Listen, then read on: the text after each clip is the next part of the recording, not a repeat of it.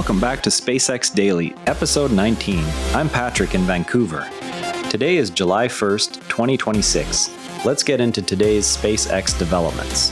An 8-mile gas pipeline at Starbase targets the propellant bottleneck that has limited Starship launch cadence. SpaceX filed plans to construct an 8-mile natural gas pipeline serving the Starbase site. The line would supply fuel for Raptor engine testing and Starship propellant loading.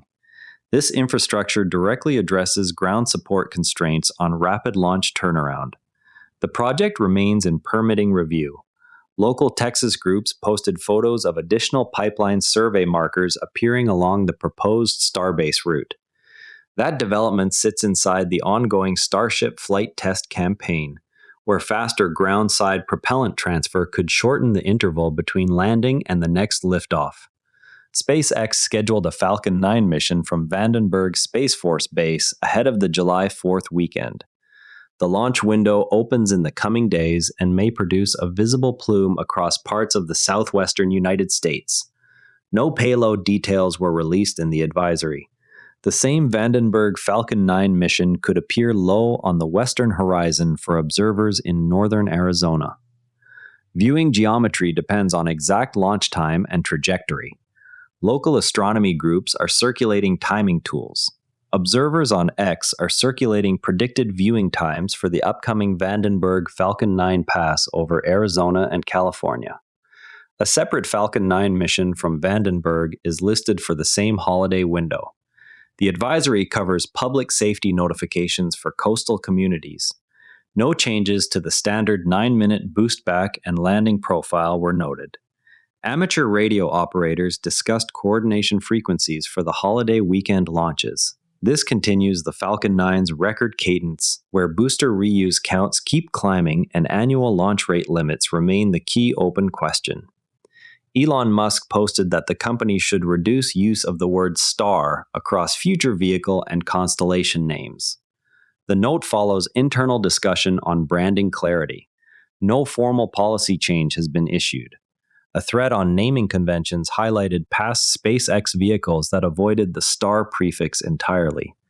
Observers noted that earlier company hardware often used plain numeric or functional designations instead of thematic prefixes. The discussion referenced specific prior examples such as early Falcon variants and test articles that carried no cosmic branding at all. Internal teams are still evaluating whether any naming adjustments would affect regulatory filings or public communications. The June 12th listing drew attention to valuation and personalities, yet the filing also disclosed ongoing capital allocation towards Starbase expansion and Starlink ground infrastructure. The prospectus highlighted that launch operations remain the primary cash consumer. Capital expenditures listed in the document include continued work on Texas launch infrastructure and additional ground stations for the satellite network. Launch cadence growth is presented as the main driver of near-term spending. The filing separates these operational investments from any valuation metrics that received outside coverage. No specific dollar amounts for individual projects beyond the general categories were broken out in the released summary. Reports indicate an undisclosed Starbase hardware or test milestone is expected inside the next 2 weeks. No further technical details were released. The timing aligns with ongoing booster and ship processing flows. Observers tracking vehicle movements at the site noted continued stacking and tanking operations on multiple vehicles. The window coincides with standard turnaround activities between flight tests. No official confirmation of the exact milestone content has been provided by the company. A lieutenant from the Belton Police Department has been selected as the new chief of police for the city of Starbase. The appointment fills a newly created municipal position tied to the growing Texas launch site. The role was established to manage public safety as the site population and launch activity increase. Local reporting indicates the selected candidate brings experience from municipal policing in Central Texas. The position reports directly to Starbase city leadership rather than to SpaceX operations. No timeline for the chief's start date was included in the announcement. On the AI front, SpaceX is offering Memphis residents half-price Starlink service as its local AI-related facilities expand. The discounted rate applies to households in the immediate service area around the new installations. Expansion of those facilities is described as part of broader infrastructure supporting compute workloads. The program is positioned as a direct benefit to communities hosting the equipment. No details on the number of participating residents or the duration of the discount were released. Orbital, a 5-month-old startup, asked the FCC for authority to deploy up to 100,000 data center satellites delivering 10 gigawatts of orbital compute. The application outlines a constellation architecture intended to place processing hardware in low Earth orbit. Power generation and thermal management requirements are listed among the technical challenges described in the filing. The company is separate from SpaceX, yet seeks spectrum coordination similar to existing satellite operators. Review of the request is in early stages at the Commission. SpaceX has named its planned orbital AI constellation StarMind, continuing the company's established cosmic naming pattern. The designation appears in recent internal references tied to compute-focused orbital assets. The name follows the same prefix approach used for Starlink and Starship. No technical specifications or deployment timeline accompanied the naming reference. The choice aligns with prior company practice of applying thematic labels to major programs.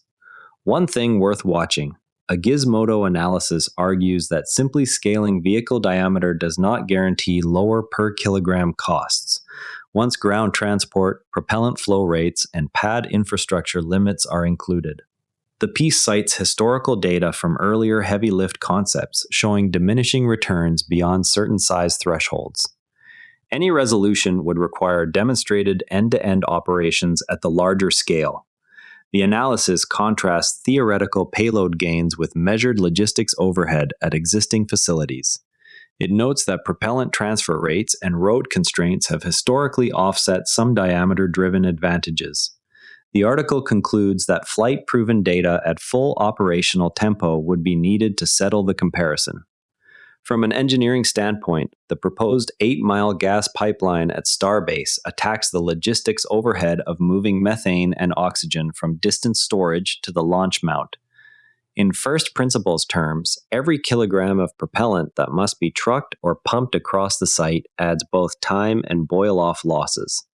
A dedicated pipeline collapses that transport step into a continuous, low-velocity flow whose only recurring cost is the energy to overcome friction and elevation.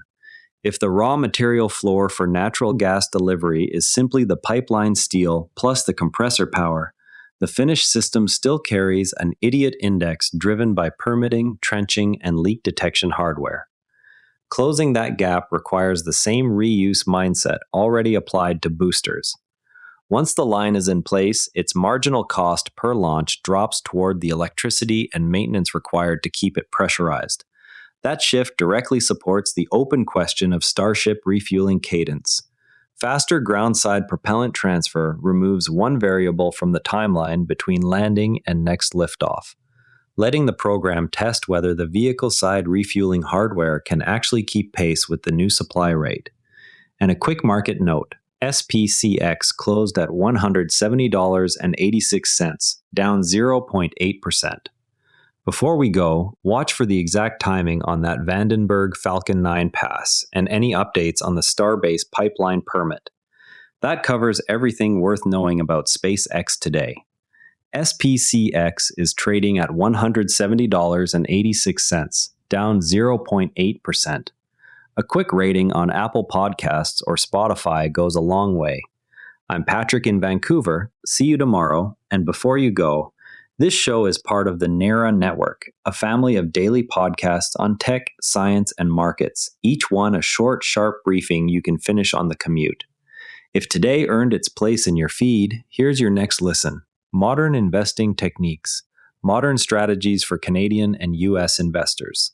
Find every show free at naranetwork.com. This episode used AI voice synthesis of my voice. Editorial selection and analysis are my own.